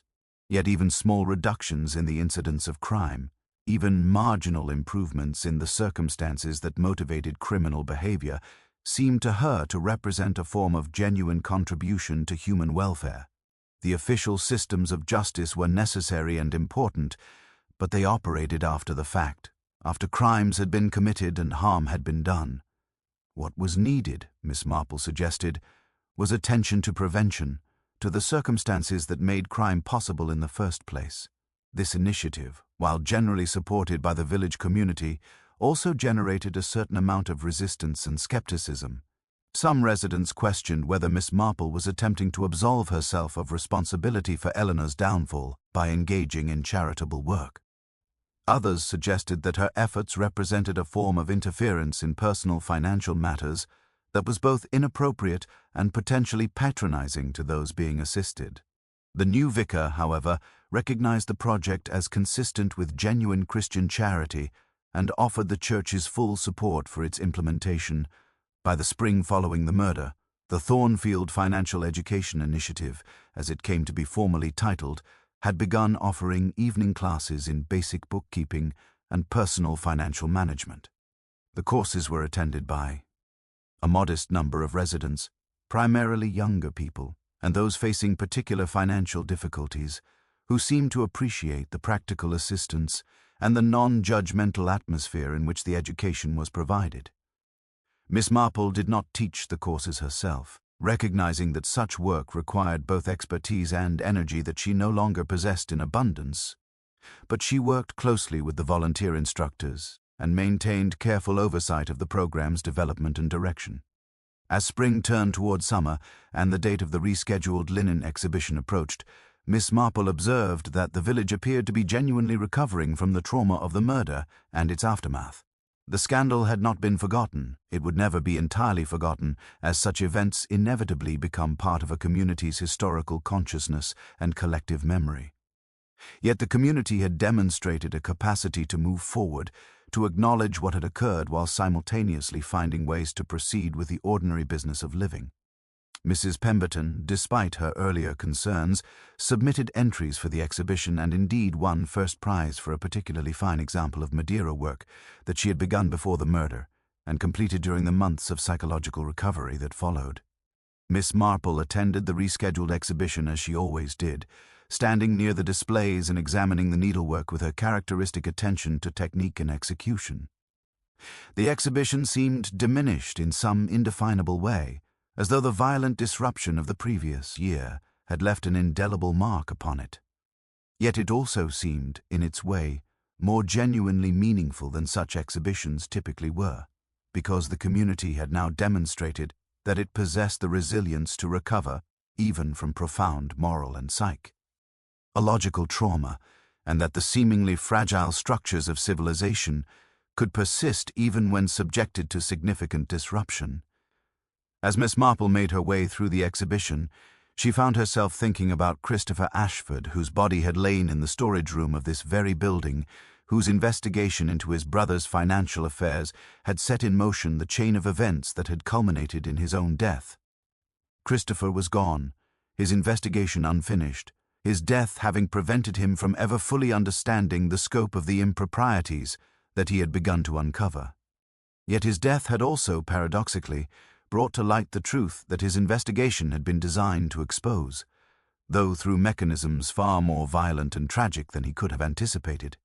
Miss Marple recognized in this final irony something deeply characteristic of human existence, the reality that the pursuit of truth, while necessary and admirable, could not always be accomplished without cost, that the exposure of wickedness and concealment might require the destruction of innocence along with the guilty, and that the process of achieving justice and moral clarity could never be entirely clean or entirely satisfying.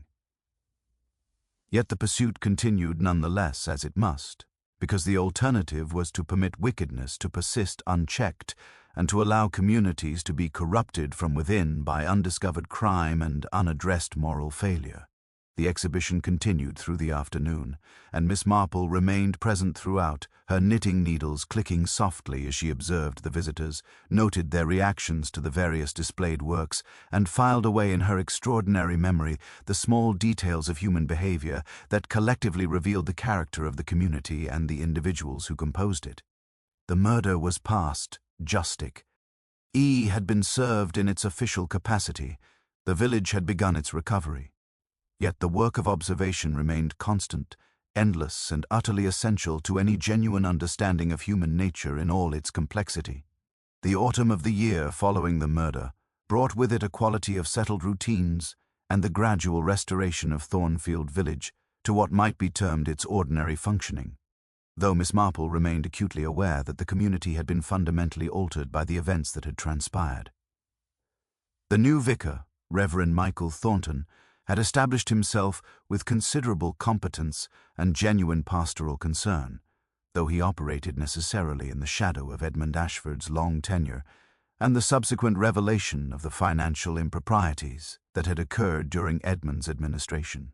Reverend Thornton approached this challenging position with admirable discretion, neither attempting to erase the memory of his predecessor nor dwelling excessively upon the unfortunate circumstances that had surrounded Edmund's death and the discovery of financial mismanagement. Robert Sterling remained imprisoned, having lodged an appeal that had been summarily rejected by the appellate court. The evidence against him was simply too overwhelming, his confession too complete, and the legal proceedings too thorough to permit any serious grounds for reversal or modification of his sentence. Miss Marple had inquired, through appropriate channels, regarding Robert's condition in prison, and had learned that he was apparently adapting to his circumstances with quiet resignation. He had not, according to the reports she received, engaged in any disciplinary infractions or attempted escapes. Instead, he had found work in the prison library, and was apparently occupied with a kind of stoical acceptance of his fate that suggested he had achieved, through imprisonment itself, a form of moral clarity regarding his actions and their consequences. Eleanor Ashford's situation presented a considerably more complicated picture.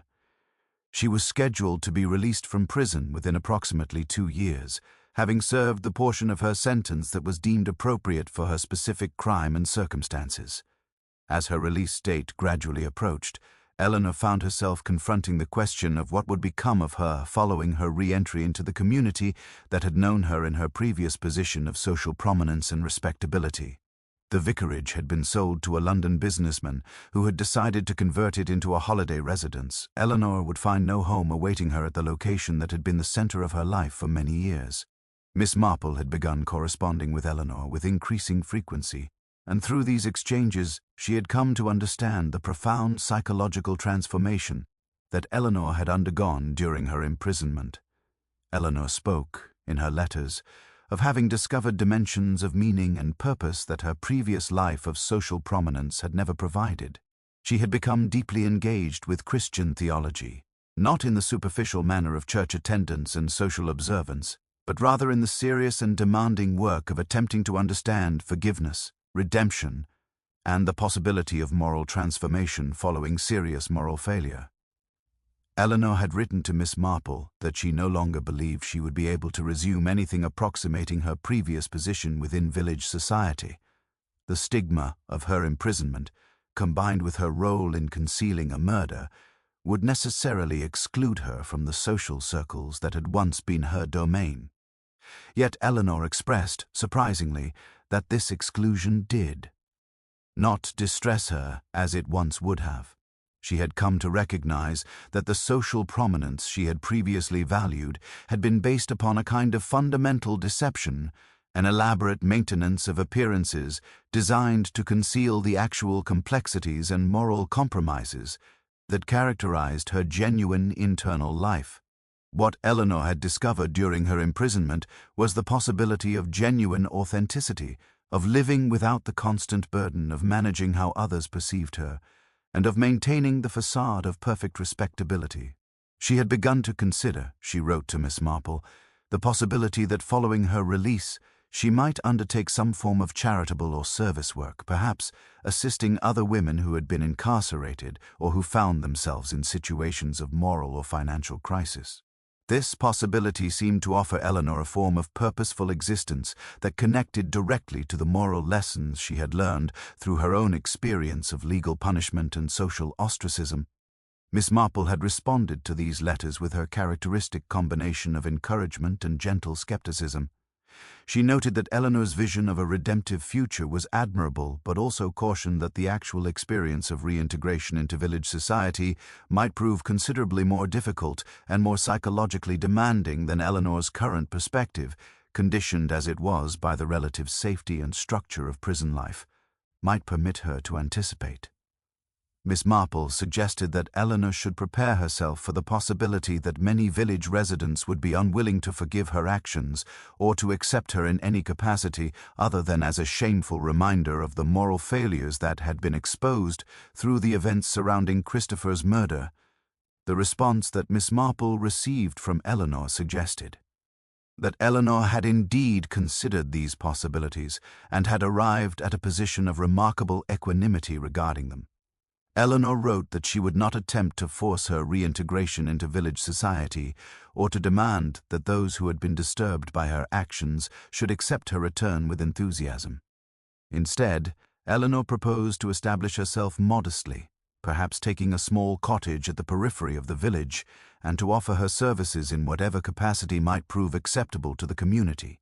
If the community chose to reject her, Eleanor indicated, she would accept that rejection as a just consequence of her actions. Yet if she could be permitted to contribute to community welfare in whatever limited capacity might be available to her, she would regard that opportunity as a form of grace rather than as something to which she was entitled. Miss Marple found herself deeply moved by this perspective, which represented a dramatic departure from the Eleanor Ashford she had known before the murder, the woman who had valued social position and respectability above most other considerations. The Eleanor who emerged from these letters was someone who had achieved a form of spiritual maturity through the crucible of legal punishment and social degradation. Whether this transformation would prove genuine and sustaining, or whether it would prove to be merely a phase through which Eleanor was passing, and from which she might emerge, changed by the realities of reintegration, remained to be determined through experience. The financial education initiative that Miss Marple had established continued to expand during this period, attracting an increasing number of residents who were interested in improving their understanding of personal financial management and in learning to avoid the vulnerabilities that had made them susceptible to financial exploitation. Ion or that had prompted them toward illegal activities. The program had begun to draw interest from the neighboring market town and from other villages in the county, suggesting that the model developed in Thornfield might have broader application and value beyond the specific circumstances of its origin. Miss Marple maintained close oversight of the program's development, though she continued to delegate the actual teaching responsibilities to younger, more energetic individuals who possessed both the necessary expertise and the stamina required for sustained educational work. She found considerable satisfaction in observing how the program had evolved from her initial impulse toward charitable activity into something with genuine institutional presence and demonstrable positive impact. She noted how residents who had participated in the courses expressed increased confidence in their ability to manage their financial affairs, and she observed how the courses had become occasions for community building and mutual support among participants, who often discovered that they shared common concerns and challenges. As autumn progressed toward winter, Miss Marple found herself reflecting upon how much had changed in the village during the year and a half that had elapsed since Christopher Ashford's murder. The crime itself, which had initially seemed like an inexplicable rupture in the fabric of village life, had now become integrated into the community's history and collective consciousness. It had become, in a sense, part of the story that defined Thornfield Village, an element of the community's identity that had to be acknowledged and processed, but that no longer threatened the fundamental continuity of village existence. She recognized that the investigation into the crime, which had consumed her attention so completely during the weeks immediately following the murder, had now become something she thought about with decreasing frequency. Her mind had shifted to other matters: the ongoing operation of the financial education initiative, the gradual changes that were occurring in the village's social composition as younger residents moved away and new families arrived, the continuing rhythms of seasons and celebrations that structured village life. Yet the investigation remained, in a sense, present in the background of her consciousness, informing her understanding of human nature and the patterns through which communities functioned and evolved. Miss Marple knitted steadily through the darkening afternoons of approaching winter, her needles moving with the practiced precision of someone who had engaged in this activity for countless decades. She knitted without consciously thinking about the patterns she was creating, her hands guided by memory and habit, her mind free to wander through reflections on the events that had occurred and the lessons that they had offered. The work was meditative, purposeful, and ultimately deeply satisfying in its simplicity and its capacity to produce something tangible and beautiful from the mere combination of yarn and needles and patient attention. The crime, the investigation, and the processes of justice and recovery had all become, in a sense, part of the same tapestry into which her needles were weaving the threads of her own continued existence and observation. The winter solstice arrived with particular severity that year, bringing with it snow that blanketed Thornfield Village in white silence and rendered the landscape unrecognizable in its pristine transformation. Miss Marple sat by her cottage window, watching the snow accumulate on the garden paths and the hedgerows, contemplating how the passage of seasons provided a kind of natural punctuation to human experience. 2 years had now elapsed since Christopher Ashford's murder, 2 years during which the village had gradually processed the trauma and had begun to construct new narratives that incorporated the crime into its collective history, while simultaneously moving forward toward other concerns and other dramas. Eleanor Ashford's release from prison had occurred in late November, accompanied by remarkably little ceremony or public acknowledgement. She had quietly taken a small cottage on the outskirts of the village, a modest dwelling that had been standing empty for some years and that she had furnished with spare simplicity. Eleanor had not attempted to reintegrate herself into the social circles that had once constituted her world. Instead, she had begun working as a part-time secretary at the church, assisting Reverend Thornton with administrative matters and providing clerical support for various parish activities. The position was modest, the compensation minimal, yet Eleanor had apparently found in this work a form of genuine satisfaction that transcended any material reward. More significantly, Eleanor had become deeply involved in the financial education initiative that Miss Marple had established, providing instruction in practical bookkeeping and financial management to village residents. The irony was not lost on Miss Marple. The woman whose desire to conceal financial improprieties had led her to obstruct justice was now dedicating considerable effort toward helping others understand financial matters and avoid the vulnerabilities that had made them susceptible to financial manipulation and crime. This transformation, from concealment to transparency, from secrecy to open education, seemed to Miss Marple to represent a genuinely redemptive process, though she remained cautious about making too grand claims regarding the authenticity or permanence of Eleanor's spiritual transformation. What had struck Miss Marple most forcefully during the 2 years of Eleanor's imprisonment and subsequent release was the recognition that the moral dimensions of the crime extended far beyond the simple fact of Christopher's murder or Eleanor's concealment of it. The crime had revealed patterns and vulnerabilities within the community that continued to require attention and remediation even after the perpetrators had been apprehended and punished. The embezzlement that Robert Sterling had committed had emerged from genuine financial desperation and limited opportunities for advancement within a community that was itself constrained by modest economic circumstances. The concealment that Eleanor had chosen had emerged from her commitment to protecting her late husband's reputation, a commitment that, while misguided, had been rooted in values that were not entirely contemptible. Miss Marple had come to understand, through her long observation of human nature, that wickedness and moral failure were rarely attributable to simple evil or to the presence of inherent depravity within particular individuals. Instead, they emerged from the intersection of circumstance, temptation, fear, and the particular vulnerabilities that characterized each human personality. This understanding did not excuse the crimes that had been committed. Neither Robert Sterling nor Eleanor Ashford could escape responsibility for their actions through appeals to circumstance or psychological complexity. Yet the understanding suggested that genuine prevention of future crimes required attention not merely to the identification and punishment of individual perpetrators, but rather to the systematic elimination of the circumstances that made crime possible in the first place. The Financial Education Initiative had expanded considerably during the 2 years following its establishment. It now offered courses, not only in basic bookkeeping but also in financial planning, investment basics, and assistance with navigating the complex regulations and procedures governing access to credit and financial services. The program had attracted the interest and participation of residents across a broader cross-section of the village population than Miss Marple had initially anticipated. More significantly, the program appeared to have genuine preventive impact. No instances of financial fraud or embezzlement had occurred in the village during the 2-year period since the program's establishment, a statistical outcome that Miss Marple regarded with appropriate skepticism, while nonetheless recognizing it as a potentially meaningful indicator that the initiative was accomplishing something of genuine value. Robert Sterling remained in prison, his appeal having been firmly rejected and his sentence remaining intact.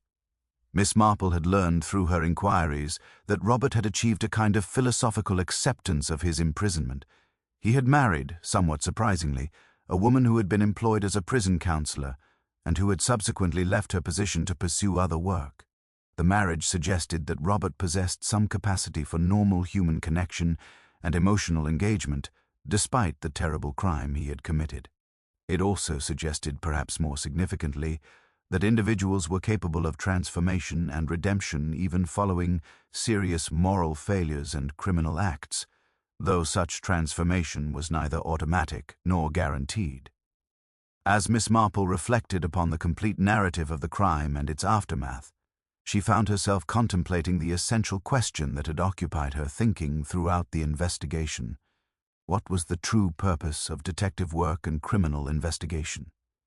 The official answer, of course, was the identification of perpetrators and the administration of legal justice. Yet Miss Marple had come to understand that the deeper purpose was something considerably more subtle and more profound, the recognition of the patterns through which human beings revealed their true characters, the understanding that all crimes emerged from comprehensible human motivations rather than from inexplicable evil, and the acknowledgement that genuine justice required not merely the punishment of individual perpetrators, but rather attention to the systemic and circumstantial factors that made crime possible. She thought of Christopher Ashford, dead now for 2 years, his investigation interrupted permanently by murder, yet his death had ultimately accomplished what his life had been unable to accomplish: the full exposure of the financial improprieties that he had begun to uncover. His death had forced the community to confront uncomfortable truths about its own vulnerability to corruption and about the capacity for moral failure, even among its most respectable members. In this sense, Christopher's death, while tragic, had not been entirely without meaning or consequence. She thought of Robert Sterling, imprisoned and yet apparently achieving a form of psychological peace through the acceptance of his punishment and his engagement in productive prison work. She thought of Eleanor Ashford, released from imprisonment and engaged in work that directly addressed the circumstances that had made both her own crime and Robert Sterling's crimes possible. She thought of Reverend Thornton, attempting to restore the moral credibility of an institution that had been compromised by financial impropriety and concealment. She thought of the village itself, slowly recovering from the trauma of exposure and gradually integrating the crime into its collective history. The snow continued to fall outside Miss Marple's window, accumulating silently and steadily, covering the village landscape in blank whiteness that suggested both erasure and renewal. Miss Marple recognized that this snow would eventually melt, that spring would arrive, that the village would continue its endless cycle of seasons and celebrations and ordinary human interactions. The murder would never be forgotten. It had become part of Thornfield's permanent historical consciousness, yet it would gradually recede into the background of village awareness, becoming simply one chapter in the longer story of the community's existence. Miss Marple set down her knitting and gazed out at the snow-covered landscape with the quiet satisfaction of someone who had observed and understood something essential about human nature and the functioning of communities. She understood that mysteries, once solved, did not truly resolve anything fundamental about human existence or about the underlying causes of human wickedness.